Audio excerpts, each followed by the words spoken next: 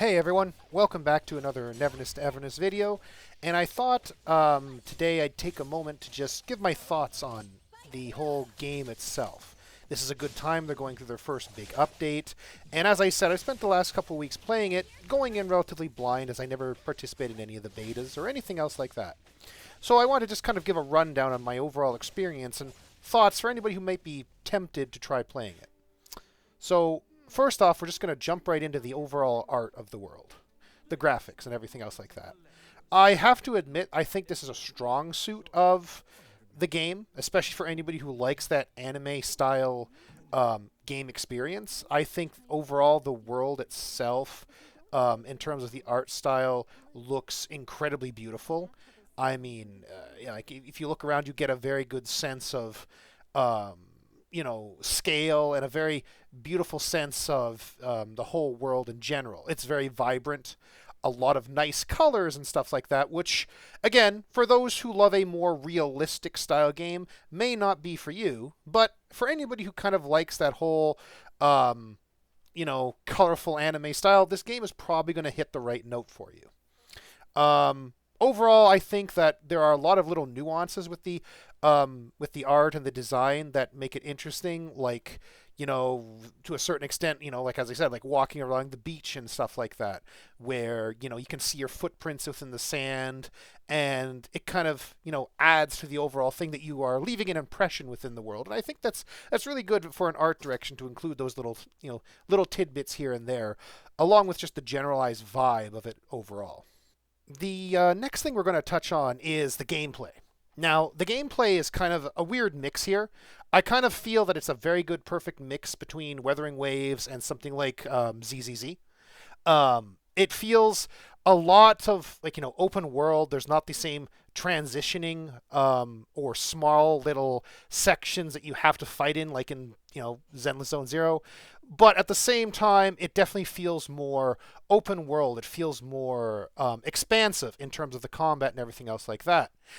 The reason I kind of call it as a hybrid between the both of them is that the shifting, even the overall interface kind of feels very much like Weathering Waves, but the combat feels a little bit more, what's the word I'm looking for here? I guess a little bit more free flowing. It feels a little bit faster, leading more towards a Zenless Zone Zero style of fight sequences and stuff like that, where the transitions are a little bit quicker.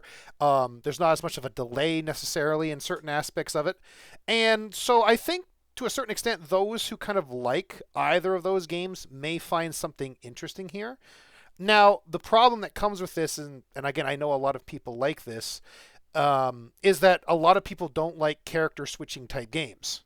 And that is going to be a problem for those looking to fully enjoy this experience, because character switching is a huge part of this game, and it is something that you have to do in order to kind of progress, but it's not like it's in your face. Like, there's lots of times I've tried just going after character or enemies and stuff like that with only one or so characters, and it's still doable.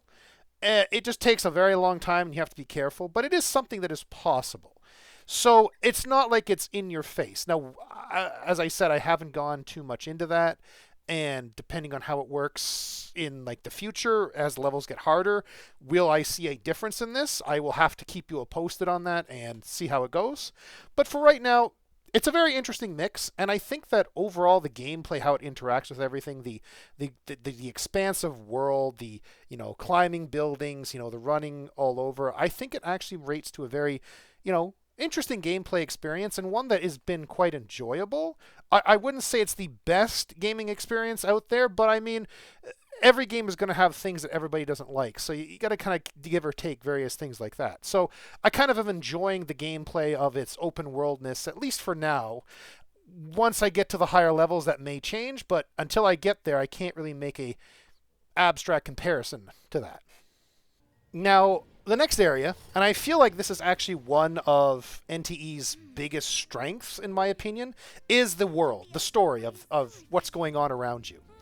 I think that this is probably one of its biggest areas, as there's a very broad scope of story they're trying to tell here. They range from very annoying story arcs that you just want to get through to ones that leave you borderline in tears or wanting to see where this is going to go. I know there are many times, I won't spoil the exact stories, but there are a few times where going through them, I was like, oh my goodness, this is sad. I don't want to see this. To okay, this person is they're gonna get wrecked in the future. I swear, I hope. Give me an expansion for this. And I feel like it's really good storytelling, and it really leads to a very much more enjoyable overall gameplay experience as well when you feel you want to see that next progression. When you want to see, if the bad guy gets away, potential spoiler, I didn't get a chance to stop these people. There's got to be something coming up where I get a chance, and everything else like that. And there have been definitely a lot of moments in this game where I have been a little bit moved or wanting to see more, and that's actually a good plus. I've played a lot of games in the past where you just see story arcs and different things like that, and you literally just skip through them and you don't really care about how it's going to go. So for a game that's especially kind of labeled as a gotcha game, to give those types of feels, I always like to see it, especially as gotchas are not my main game that I like to play. So that always leads it and feels it like there's more coming and more enjoyable and puts you into the story more. So I think that the whole world building so far, at least in NTE, has been incredibly enjoyable. And the main overarching storyline that we're kind of getting into, or at least shown in the first little arc, is for the most part very enjoyable, and it was very emotional, very moving, and that is, I think, a big strength of this game, as a lot of games don't necessarily care about those final details or care about making their player feel invested in the world. So I think that that's maybe one of NTE's strongest points, if I'm being really critical of the game. And outside of a few little nitpicks, such as maybe a few particular characters' arcs that are very boring, it's incredibly enjoyable to actually follow the main storyline to a certain extent. If anything, it leaves me wanting more of the story to follow, and we have to wait for it to be released, as is typical of these types of games. Now, I'm just going to touch very briefly on this last one, the sounds of kind of the game, and for the most part, a lot of some of the generic fight sounds, this general atmosphere are very similar. There are a lot of similar aspects that you find in a lot of other games. Nothing overly impressive there. It's not saying it's bad, it's just nothing groundbreaking. I will give credit, though, for at least the voiceover, more to the fact that regardless of whether you think characters, you like their voices or not, the very aspect that a lot of the main quests, the side quests, and some of the other ones are fully voice cast, and that is incredibly good and keeps you into the story.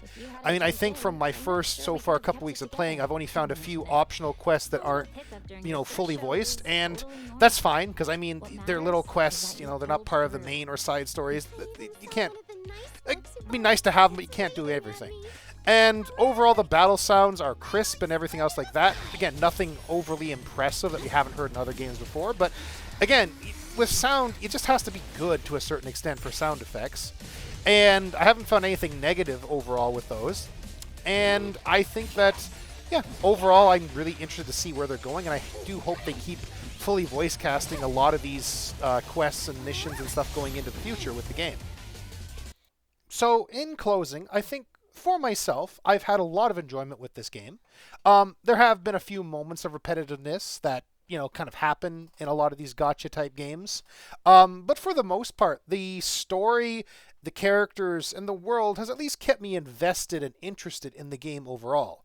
And I think for anybody who at least enjoys those type of games and doesn't, mind the little bit of gotcha that's in it, which is, for the most part, as somebody who hasn't really invested a lot of money into it, very minor. I've still gotten a lot of enjoyment, and I haven't necessarily felt held back by not investing a huge amount of money into it.